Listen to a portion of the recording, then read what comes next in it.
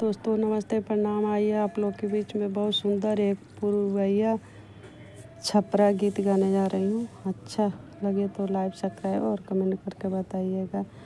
देखनी सपनवा भोरवा, देखनी सपनवा भोरवा, नयन से गिरे लोरवा, नयन से गिरे लोरवा, चोरवा भागल जाता, चोरवा भागल जाता, लेके सिंदूरावा हो राम, चोरवा भागल जाता। देखो नी सपनवा भोरवा, नयन से गिरे लोरवा, चोरवा भागल जाता, चोरवा भागल जाता, लेके सिंदूरावा हो राम, चोरवा भागल जाता, लेके सिंदूरावा हो राम, चोरवा भागल जाता। कितनो करी निहोरवा, हाथ जोड़ी गिरी गोड़वा, कितनो करी निहोरवा, हाथ जोड़ी गिरी गोड़वा,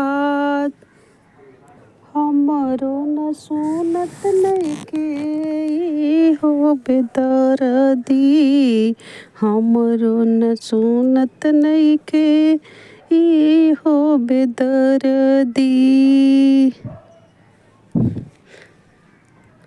चोरवा भागल जाता, लेके सिंदूरावा हो राम, चोरवा भागल जाता, लेके सिंदूरावा हो राम, चोरवा भागल जाता।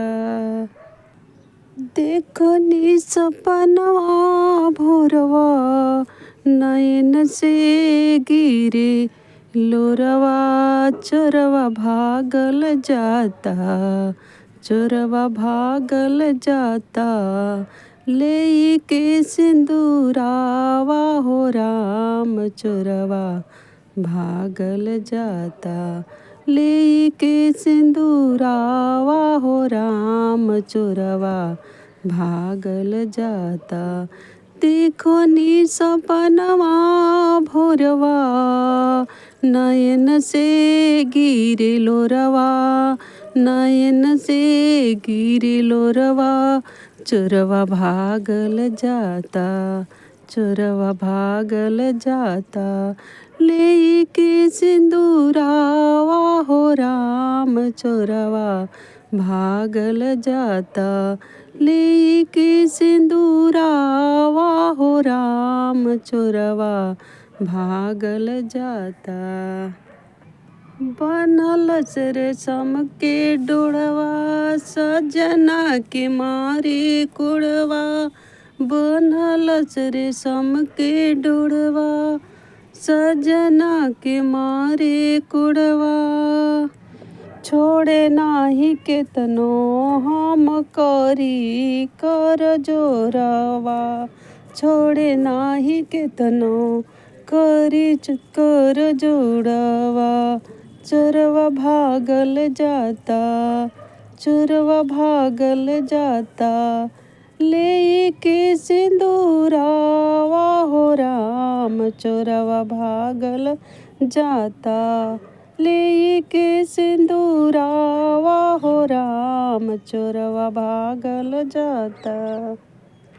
देखो नी सपनवा भोरवा, नयन से गिरे लोरवा हो रामा, देखो नी सपनवा भोरवा, नयन से गिरे लोरवा, चोरवा भागल जाता, चोरवा भागल जाता, लेके सिंदूरावा हो राम, चोरवा भागल जाता, लेके सिंदूरावा हो राम, चोरवा भागल जाता।